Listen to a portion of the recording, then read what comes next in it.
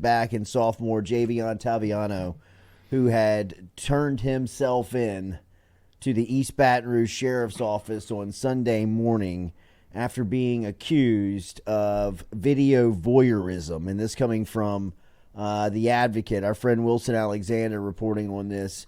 Toviano is accused of recording himself having intercourse with a woman without her consent, according to the arrest warrant. The woman told detectives she found videos of the two on Toviano's iPad that were recorded on a clock with a built-in camera placed on the bed. Toviano has been suspended from all team activities in accordance with departmental policies, LSU said in a statement, and begins preseason practice on August 1st. Toviano is expected to be playing and competing for time at cornerback. The statement put out by the legal team says, "We will have no further comment out of respect for the legal process." So, obviously, bad situation for Toviano, and he's going to have to go through the legal process to find out what's going to happen next. As far as on the field for LSU, this hurts. I mean, this stings. This is a big, hit going into the season. Can you overcome it? Absolutely, you could overcome it. You'd rather it not happen very clearly and obviously, but Toviano is a guy that was not necessarily first on any depth charts that have come out or ones that you may put together, but he was somebody that was right there, and he was competing for time and added very quality depth, extreme quality depth, and as a guy that really came on last season. And let's be honest, I mean, Toviano is one of the examples that I point to last year of just how lost the defensive staff was. I mean, I'm not necessarily exactly sure what was going on with Toviano in the beginning of the year. I know that there was a freshman curve that he had to catch up on, maybe an injury or a setback or two, but him on the bench until November on a team that couldn't tackle, couldn't guard, couldn't really do anything is inexcusable just by the mentality and how he played. So taking him off the field and I don't expect him, if what the accusations are true, and if this proves that Toviano is guilty of these charges, I expect him to be in some big trouble. And I don't know what his future would look like with LSU. I mean, and from a personal standpoint, obviously, you think about the female in that instance, and the privacy that she had, really broken down, and Toviano's he's gonna have to answer for that if found guilty of what is being alleged. So, but on the field, this really hurts LSU. I mean, this is not a backbreaker. Doesn't mean that you can't accomplish everything you set out to do from the start. It's a hit. I mean, it's a stinging blow heading into training camp to be without a very talented young defensive back. I mean, DB is a position that I think that there's more players than we think sometimes. I mean, when you really look at the roster, you forget, like J.K. Johnson's coming back. He got hurt very early in training camp last year, and was somebody that was probably expected to maybe even start. I mean, we had an interview with Greg Brooks. Still praying for our guy. Shout out to Greg Brooks. But I mean, we kind of asked him who was standing out, and he told us off camera. We asked him, if you had to put together a starting unit today, who would it be? And he mentioned J.K. Johnson as being, maybe the top cornerback on last year's team. So, I mean, you get him back. You got another transfer from Ohio State, Jair Brown, who is coming in and, is going to compete. Ashton Stamps might be cornerback one on this team going into his second season. they got two talented freshmen coming in, and P.J. Woodland, who was coached up in spring by Corey Raymond, and then Bernard Carlsey is a guy that comes out of New Orleans. And you've got some, I think freshman Wallace Foster coming in. So, I mean, it's not as if they don't have bodies, they don't have guys. Toviano was just he was going to be in a pretty good competition this fall to get on the field first, and if he wasn't first, he was going to be next up off the bench, and in a group that rotates and is consistently sending fresh guys in. Toviano was a guy that was going to be first off the bench, so we'll wait and see what happens to him in the legal process.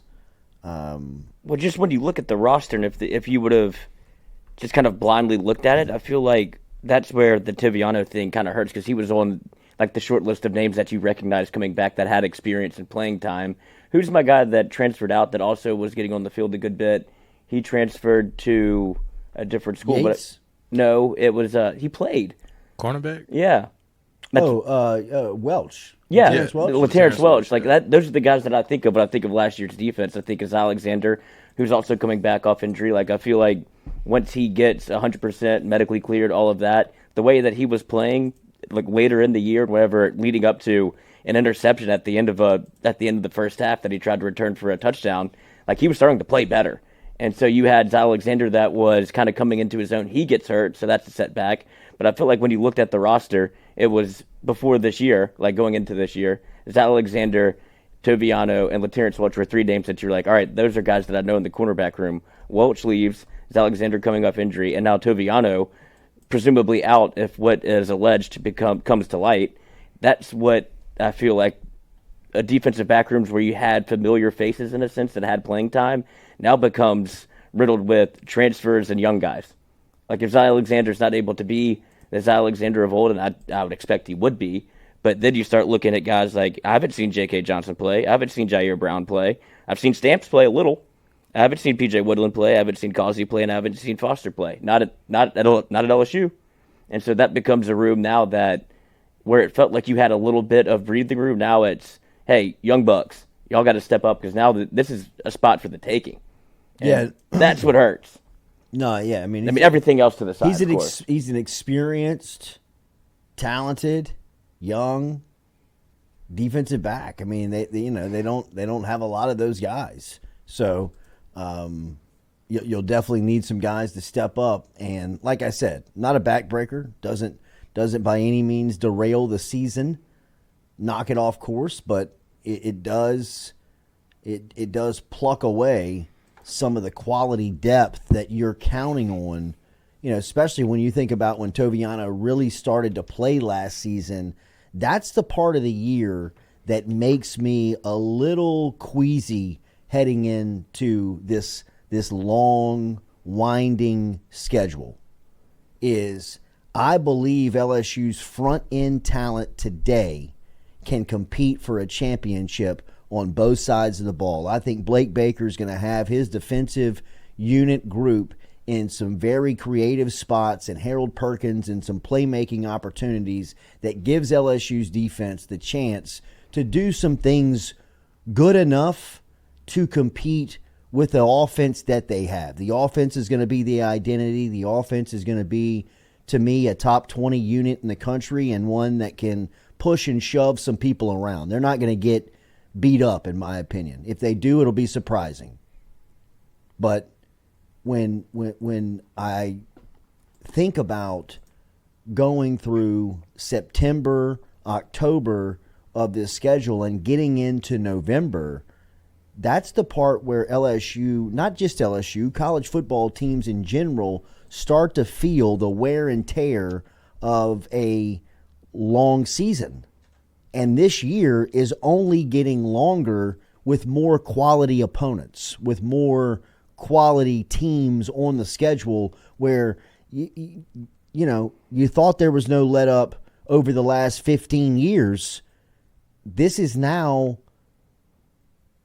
as difficult of a schedule as LSU has had, just because of the breaks. length of it, right? I mean, there's no real rest. I mean, there was times where LSU would rest for months, for a month. They wouldn't play anybody until they got to Alabama. At times, I mean, it wasn't regularly like that. I mean, but for the most part, once you got past Florida in October, we were talking trap games. Yeah, I mean, it was we just watch the landmines.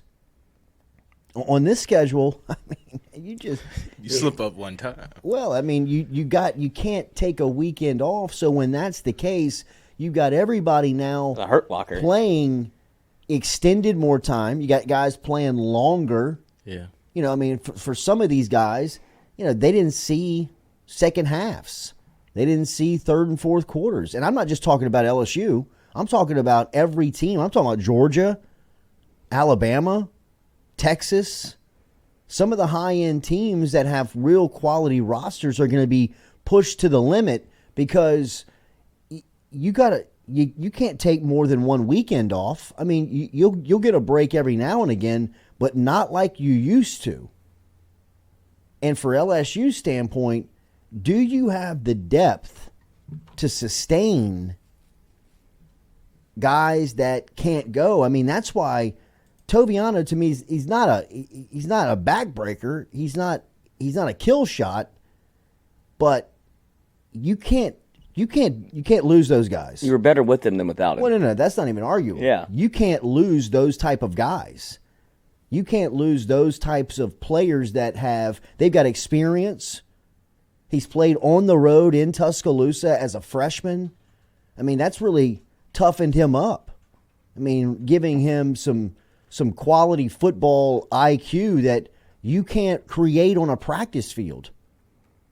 And for LSU's defensive back room, those guys, you need them. I mean, you need them to be able to be available and to be able to sustain the season from an injury standpoint and get to mid-October, early November playoff push time. You got to have some depth.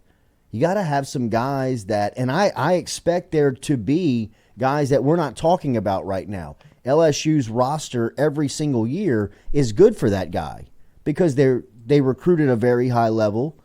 They're very talented. They've got good coaches. They've got good players. So somebody's going to come out of, nowhere and say, wow, there's a piece that you weren't necessarily counting on that is going to be able to help you and give you some real good reps.